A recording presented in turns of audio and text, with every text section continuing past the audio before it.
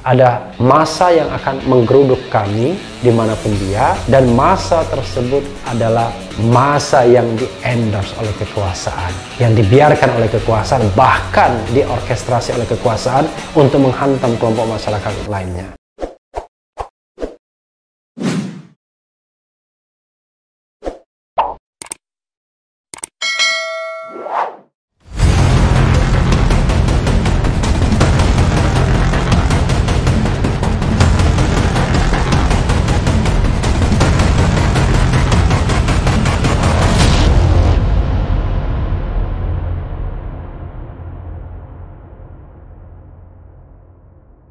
Assalamualaikum warahmatullahi wabarakatuh, Sobat RH sekalian. Jumpa lagi kita di channel yang keren ini, Keren Cadas. Kali ini kita masih mau uber soal aksi pengusiran kami dan Gatot Nurmantio di Surabaya ya. Ini ada respons dari kami ya, walaupun saya juga deklarator kami, tapi saya mau membacakan berita ini yang sudah dilansir CNN Indonesia. Kami siapkan jalur hukum aksi pembubaran silaturahmi Surabaya. Penting ini ya. Jakarta, CNN Indonesia. Koordinator Komite Eksekutif Koalisi Aksi Menyelamatkan Indonesia, kami, Ahmad Yani, mengatakan pihaknya bakal melakukan investigasi atas aksi pembubaran acara silaturahim akbar kami di Surabaya kemarin.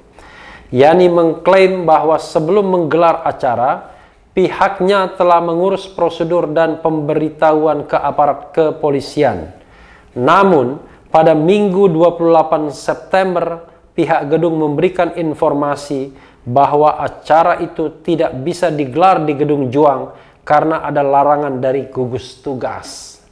Seharusnya, gugus tugas bukan boleh membatalkan, namun memastikan apakah acara itu sudah memenuhi protokol kesehatan atau tidak. Kalau memang Jawa Timur mau konsisten, seharusnya semua kegiatan kerumunan lain nggak boleh dong, ucap dia kepada cnnindonesia.com Selasa 29 September. Kemudian sambung dia, karena belum pastinya acara di Gedung Juang pada Senin 28 September pagi, beberapa tokoh kami, salah satunya ex-Panglima TNI Jenderal Purnawirawan Gatot Nurmantio, melakukan pertemuan dan makan bersama dengan para ulama dan kiai Jawa Timur di hotel tempat Gatot menginap. Namun, saat itu ia menyebut massa yang mengatasnamakan Surabaya adalah kita yang awalnya berada di Gedung Juang mendatangi tempat Gatot bersama aparat kepolisian. Wah, luar biasa ya. Tiba-tiba ada orang berpakaian preman yang mengaku dari Polda masuk menerobos, membuat keributan itu dan meminta dibubarkan. Pertanyaan atas hak apa polisi tanpa surat itu membubarkan acara? Harusnya dia tanya dulu dong, lihat dulu dong, ucap dia. Menurut Yani, pembubaran yang dilakukan polisi itu tidak adil dan sepihak. Tindakan seperti itu, kata dia, dikhawatirkan memicu konflik horizontal antar masyarakat. Kan kemarin kan di Surabaya juga ada pilkada. Kenapa polisi tidak dibubarkan itu? Kenapa polisi tidak bubarkan iring-iringan pendaftaran itu? Ucap dia. Yani menyatakan pihaknya akan melakukan investigasi terkait pembubaran itu. Jika tindakan yang dilakukan polisi itu menyalahi prosedur, ia mengaku akan membawa ke jalur hukum. Kita akan lakukan investigasi. Kalau ternyata dalam proses itu polisi ada yang melanggar prosedural, kita akan melaksanakan tindakan hukum. Kita akan melaporkan untuk ditindak dong, kata dia. Acara silaturahim akbar kami, Jawa Timur, di Gedung Juang 45 Surabaya, Senin 28 September batal digelar karena mendapatkan protes massa. Massa penolak menyerukan pertemuan kami di Surabaya dibubarkan. Tak bisa di Gedung Juang 45, pertemuan pun disebut pindah ke kawasan Jambangan, Surabaya. Berdasarkan informasi, acara hanya berjalan singkat karena massa yang mengatasnamakan dirinya Surabaya adalah kita menggeruduk lokasi pertemuan Gatot di Jambangan. Mereka meminta deklarator kami itu segera angkat kaki. Dalam video yang beredar, salah seorang petugas kepolisian mengimbau acara tersebut dihentikan. Gatot pun menuruti permintaan tersebut. Jadi sobat era sekalian, saya terus terang saja prihatin ya melihat fenomena seperti ini. Kenapa? Ada kesan bahwa negara membiarkan kelompok masyarakat untuk melakukan persekusi terhadap kelompok masyarakat lainnya. Apalagi dengan menggunakan kata-kata simbol Surabaya adalah kita. Ini mungkin akan mengingatkan orang terhadap kelompok tertentu yang juga sudah melakukan deklarasi. Dan juga kalau kita lihat pemimpin aksinya yang sempat mengatakan Gatot Nurmantio anjing begitu ya, juga link dengan partai tertentu. Katakanlah The Ruling Party, karena itu yang beredar, tentu perlu diinvestigasi lebih lanjut.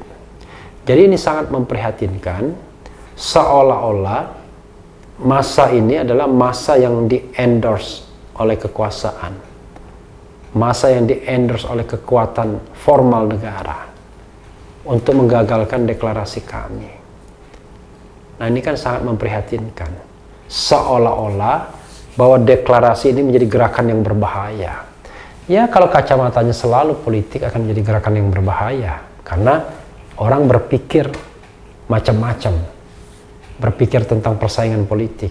Tapi kalau kita berpikir bahwa negara ini adalah wadah bagi aspirasi setiap warga negara untuk menyampaikan pendapat, opini, dan lain sebagainya, dan pemerintah enjoy-enjoy saja terhadap opini tersebut walaupun mungkin opininya sangat mengkritik pemerintah, maka negara ini menjalankan fungsinya dengan baik.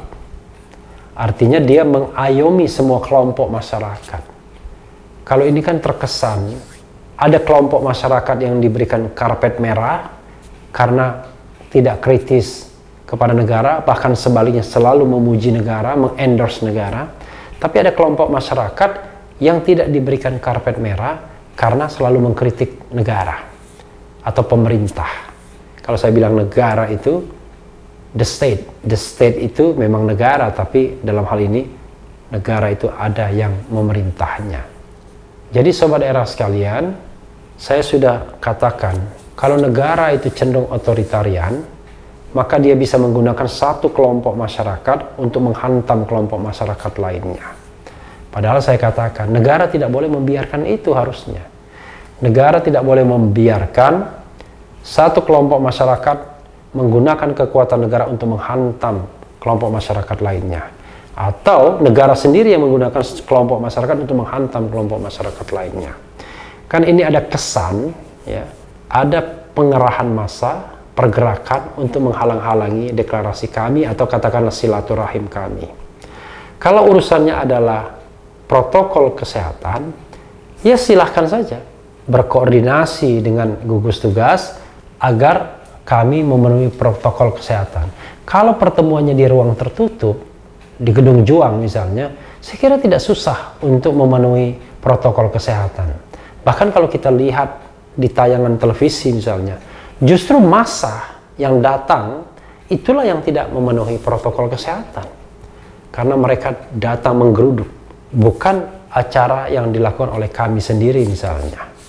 Tapi okelah, kalau dua-duanya dianggap melanggar protokol kesehatan, maka tugas dari petugas atau gugus tugas misalnya memastikan bahwa mereka bisa melakukan kegiatan setelah mengikuti protokol kesehatan. Ya sebagai contoh lah misalnya, mau deklarasi jumlahnya tidak social distancing, tidak menggunakan masker. Ya mereka yang tidak menggunakan masker, tidak social distancing, dikurangi jumlahnya.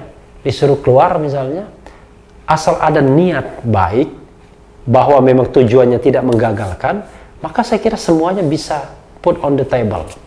Toh ketika menantu Jokowi Bobi Nasution mengadakan pertemuan deklarasi misalnya, dan itu melanggar protokol kesehatan COVID-19, dibiarkan saja.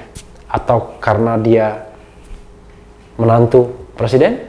Kan kalau kita mau bicara negara ini sebagai pihak yang mengayomi, ya semua harus diperlakukan sama. Nah yang diperlakukan sama itu adalah mereka yang melanggar itu tetap ditindak. Tetapi kalau pelanggaran itu bisa diperbaiki di tempat, maka tidak perlu menggunakan kekerasan apapun sampai membubarkan.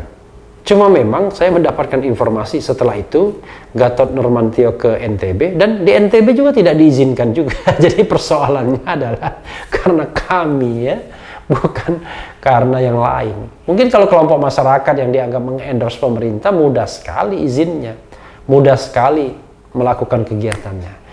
Jadi sobat era sekalian, saya pribadi sangat prihatin dengan cara-cara seperti ini. Kita mau membangun negara yang baldatun thayyibatun warabun ghafur. Negara yang dimerdekakan dengan darah dan air mata, dengan sabungan nyawa. Dan ketika kita merdeka, kita ingin negara, pemerintah, penguasa mengayomi seluruh rakyat.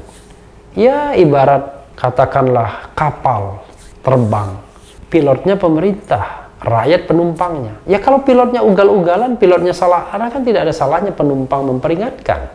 Masa diam saja?